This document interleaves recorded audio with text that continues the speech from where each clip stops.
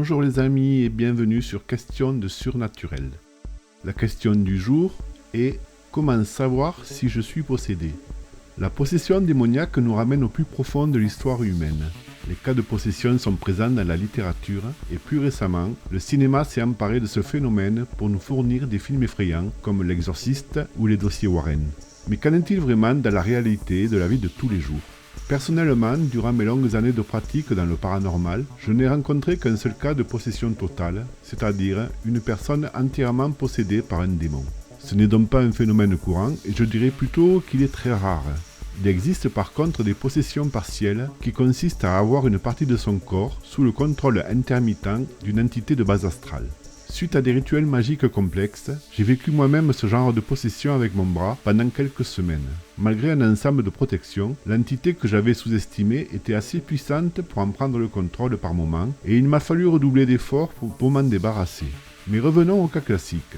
On peut distinguer 3 origines à une possession démoniaque. 1. L'envoûtement. Nous avons vu dans l'épisode précédent qu'il existe des personnes mal intentionnées utilisant des sorts pour envoûter de pauvres gens. Certains rituels font appel à des démons ou des entités de base astrale pour nuire à leur cible. Au travers de ce rituel, l'entité démoniaque va être envoyée sur la personne subissant l'envoûtement pour lui nuire le plus possible. En fonction de la puissance du sort et de la faiblesse de la personne visée, l'entité peut réussir à prendre son contrôle. La personne ne subira pas les effets en permanence, mais plutôt par à-coups, bien que cette force démoniaque soit bien installée dans son corps. C'est sur le long terme qu'elle gagnera en puissance, amenant parfois le pauvre possédé jusqu'à l'hôpital psychiatrique. 2. Le spiritisme.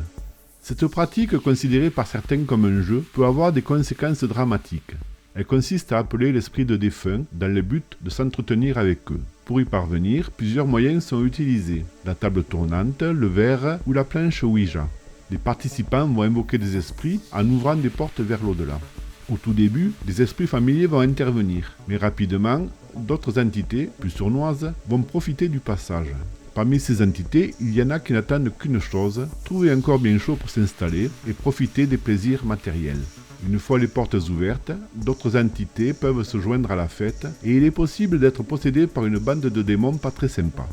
3. Le rituel de magie. Depuis Harry Potter, une génération de sorciers en herbe a vu le jour. Ces apprentis magiciens s'imaginent obtenir des avantages matériels, comme des biens, de l'argent ou du pouvoir, grâce à des pratiques ou des formules trouvées sur Internet. Ils ne connaissent rien à la magie, aux forces qu'ils utilisent, et se lancent dans des invocations pour se remplir les poches. Ce qu'ils ignorent, c'est que les rituels pour obtenir des avantages matériels font appel à des forces de basse vibration. Ils ont un but égoïste, mercantile, et les énergies qu'ils vont mettre en œuvre proviennent du bas astral. Elles se manifestent sous la forme d'entités conscientes, démons ou autres selon le rituel, qui ont été commandés pour accomplir la volonté du demandeur. Un sorcier aguerri, maître en pratiques occultes, pourrait contrôler ces entités sur le long terme. Mais pour nos amateurs, le retour de bâton ne tardera pas à venir. Dans le lot de ces entités, il y en aura toujours une ou plusieurs qui souhaiteront s'installer pour se payer de leur travail. Voici donc les 3 cas les plus courants qui mènent à une possession démoniaque. En résumé, comme les petits démons n'ont pas de volonté propre, ils ne viendront pas s'ils ne sont pas appelés. Il reste le cas de personnes très élevées spirituellement qui peuvent subir l'assaut de démons de haut niveau sans intervention extérieure. Mais on est là dans des combats qui dépassent le commun des mortels. À présent, quels sont les signes montrant qu'on est possédé? Une personne possédée va adopter un comportement irascible, nerveux, alternant avec des périodes de repli sur soi. Elle pourra montrer une force surhumaine et peut aussi affirmer qu'elle entend des voix. Parfois, elle adoptera des postures bizarres et des contorsions effrayantes. Toutefois, tout bon psychiatre reconnaîtra dans ces signes les symptômes d'une pathologie comme la schizophrénie ou un état maniaco-dépressif, c'est-à-dire bipolaire.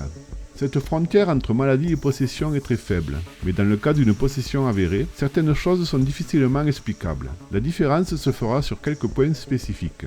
Le possédé peut s'exprimer dans des langues étrangères et parfois des langues mortes, comme le latin, le grec ancien ou l'araméen.